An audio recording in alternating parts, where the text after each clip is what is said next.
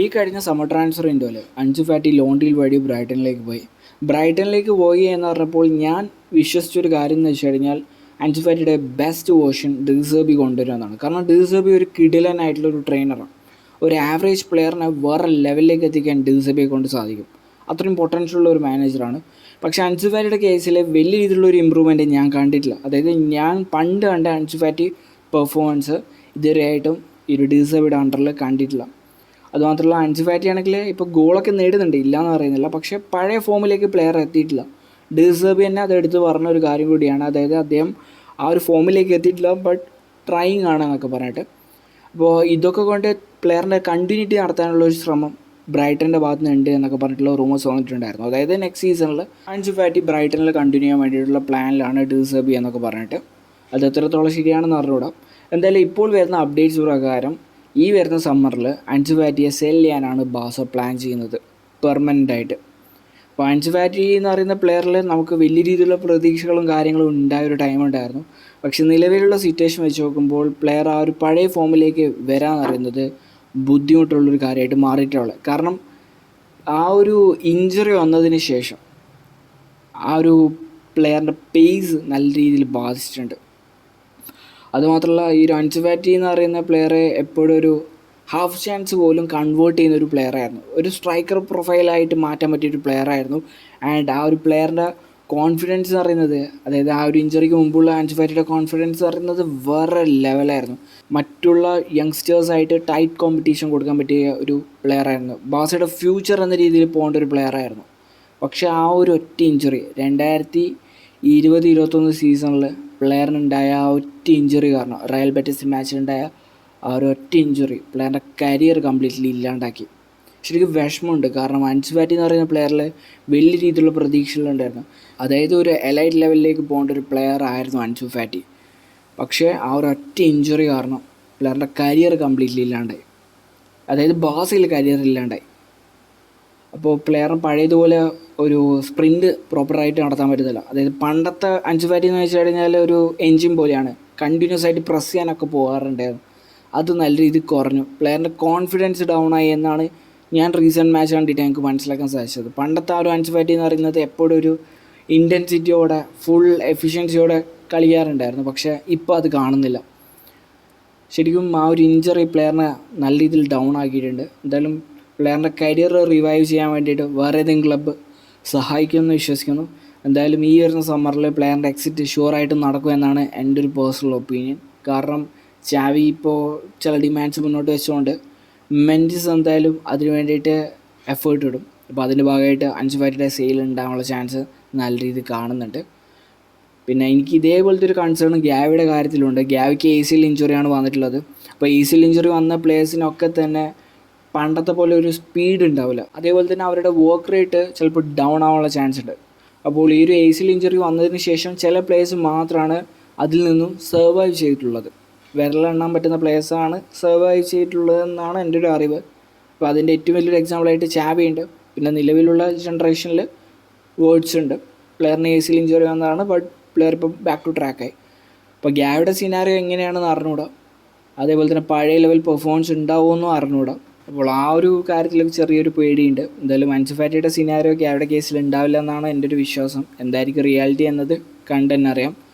അപ്പോൾ next സമ്മറിൽ Ansu Fati മിക്കവാറും club വിട്ട് പോകുമെന്നത് ഏറെക്കുറെ കൺഫേം ആയിട്ടുണ്ട്. ഇനി പറയാനുള്ളത് വിക്ടർ റോക്കയെ കുറിച്ചാണ്. അപ്പോൾ വിക്ടർ റോക്കെ ടു ബാസ ശരിക്കും പറഞ്ഞു കഴിഞ്ഞാൽ ഈ വരുന്ന സമ്മർ ട്രാൻസ്ഫറിൻ്റെ ഒരു നടക്കേണ്ട ഒരു ഡീലായിരുന്നു. പക്ഷേ നമ്മുടെ ബാർസ ബോർഡ് അത് കുറച്ചും കൂടി നേരത്തെ ആക്കി. അതെന്തുകൊണ്ടെന്ന് ഇപ്പോഴും വ്യക്തമല്ല. കാരണം ചാവി ഈ ഒരു പ്ലെയറെ ആവശ്യപ്പെട്ടിട്ടില്ല. അത് ഈ കഴിഞ്ഞ 3-4 മാസത്തിനുള്ളിൽ മനസ്സിലാക്കാൻ സാധിച്ചു. കാരണം പ്ലെയർ ബാസയെ ജോയിൻ ചെയ്തിട്ട് വലിയ രീതിയിലുള്ള പ്ലേയിങ് ടൈം ലഭിച്ചിട്ടില്ല. ആകെ 1-2 മത്സരത്തിൽ മാത്രമാണ് പ്ലെയറിന് പ്രോപ്പറായിട്ടുള്ള ചാൻസ് കൊടുത്തിട്ടുള്ളത്. ഇപ്പോൾ പ്ലെയറിന് ഈ ഒരു ഗെയിം ടൈം കാര്യങ്ങൾ കൊടുക്കാതിരുന്നു കഴിഞ്ഞാൽ പ്ലെയറിന് ഡെവലപ്മെൻറ്റ് ഉണ്ടാവില്ല. അതുമാത്രമല്ല, അത്ലറ്റിക്കോ പെരന്യാസിൻ്റെ മെയിൻ പ്ലെയറായിട്ട് നിന്ന വിക്ടർ റോക്കെ അത്യാവശ്യം നല്ലൊരു ഗോൾ കോൺട്രിബ്യൂഷൻ കൊടുത്തൊരു പ്ലെയർ. ആ ഒരു പ്ലെയർ ലാലിഗയിലേക്ക് വരുമ്പോൾ സ്ട്രഗിൾ ചെയ്യും, ഇല്ലയെന്ന് പറയുന്നില്ല. പക്ഷേ ഗെയിം ടൈം ഉണ്ടെങ്കിൽ ആ ഒരു ഇമ്പ്രൂവ്മെൻറ്റ് ഉണ്ടാവുക. പക്ഷേ ചാവി ഈ ഒരു പ്ലെയറിന് പ്രോപ്പറായിട്ടുള്ളൊരു ഗെയിം ടൈം കൊടുത്തിട്ടില്ല. എന്നാൽ പ്രോപ്പറായിട്ടൊരു സൂപ്പർ സബ് ചാൻസോ കാര്യങ്ങളോ അങ്ങനെ കൊടുക്കാമെന്ന് പറ്റില്ല. 1-2 മാച്ച് കൊടുത്താലായി ആ രീതിയിലായിരുന്നു കാര്യങ്ങളുണ്ടായത്. അപ്പോൾ മൊത്തത്തിൽ പറഞ്ഞു വരുന്നത് ഗ്യാവി ഈ കഴിഞ്ഞ വിൻഡോ ട്രാൻസ്ഫർ വിൻഡോയിൽ ആവശ്യപ്പെട്ടത് ഒരു മിഡ്ഫീൽഡറിനെ ആയിരുന്നു, പക്ഷേ ബോർഡ് കൊടുത്തത് ഒരു അറ്റാക്കറിനെയും. അപ്പോൾ അറ്റാക്കറിന് ആവശ്യമില്ല എന്ന രീതിയിലാണ് ചാവി നിന്നത്. അതുകൊണ്ടാണ് റീസെൻ്റ് ആയിട്ടുള്ള മാച്ചസ് ഒക്കെ എടുത്ത് നോക്കി കഴിഞ്ഞാൽ വിക്ടർ റോക്കിന് വലിയ രീതിയിൽ പ്ലേയിങ് ടൈം ലഭിക്കാതെ പോയത്. ഇപ്പോൾ ഈ കഴിഞ്ഞ PSG മാച്ച് ആയിക്കോട്ടെ അല്ലെങ്കിൽ എൽ ക്ലാസിക്കോ ആയിക്കോട്ടെ, വിക്ടർ റോക്കിന് പ്ലേയിങ് ടൈം എന്ന് പറഞ്ഞ സാധനം പ്രോപ്പറായിട്ട് കൊടുത്തിട്ടില്ല. ശരിക്കും അതൊക്കെ കൊടുത്താലാണ് പ്ലെയറിന് ആ ഒരു ഗെയിം എക്സ്പീരിയൻസ് വരും. മാച്ച് തോക്കോ ജയിക്കുക അത് വേറെ കാര്യം, പക്ഷേ ഗെയിം ടൈം കൊടുത്തു കഴിഞ്ഞാലല്ലേ ഇമ്പ്രൂവ്മെൻറ്റ് ഉണ്ടാവുക. ഈ ട്രെയിനിങ് സെഷനിൽ പ്ലെയർ നല്ല രീതിയിൽ പെർഫോം ചെയ്തു എന്ന് പറഞ്ഞിട്ട് കാര്യമില്ല, ഓൺ പിച്ചിൽ വരുമ്പോഴാണ് കാര്യങ്ങളിലെ ഗൗരവം മനസ്സിലാവുക. സോ പറഞ്ഞു വരുന്നത്, ഈ ഒരു വിക്ടർ റോക്കി എന്ന് പറയുന്ന പ്ലെയറിന് പ്ലേയിങ് ടൈം ഈ കഴിഞ്ഞ ഒരു 3-4 മാസമായിട്ട് കൊടുത്തിട്ടില്ല. സോ ചാവി എന്ന് പറയുന്ന മാനേജർ ഈ ഒരു പ്ലെയറിനെ വലിയ രീതിയിൽ റേറ്റ് ചെയ്യുന്നില്ല. അപ്പോൾ ഈ വരുന്ന സമ്മറിൽ വിക്ടർ റോക്കി എന്നെ ഇനീഷ്യേറ്റ് ചെയ്തിട്ട് ലോൺ ഡീൽ വഴി വേറെ ക്ലബിലേക്ക് പോകാൻ താല്പര്യപ്പെടുകയാണെങ്കിൽ ഒരു കാര്യം കൺഫേം ചെയ്ത് തരാം, വിക്ടർ റോക്കിയുടെ ബാർസ കരിയർ അവസാനിച്ചു.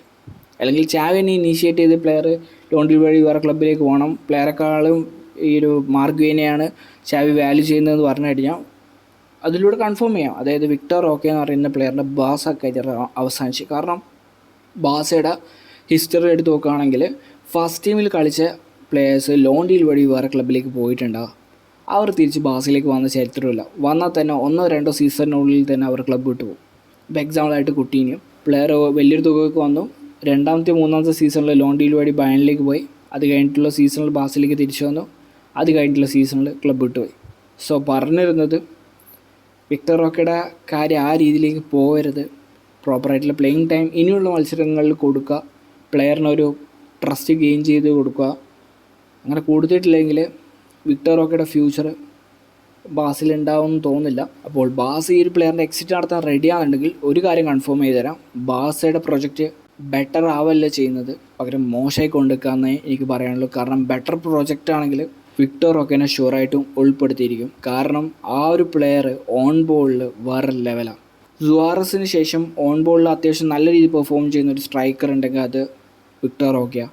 ആ ഒരു പ്ലെയറെ നഷ്ടപ്പെടുത്തരുത്. പ്ലെയർ ഒരു എലൈറ്റ് ലെവലിൽ പോകാൻ പറ്റിയ ഒരു പ്ലെയറും കൂടിയാണ്.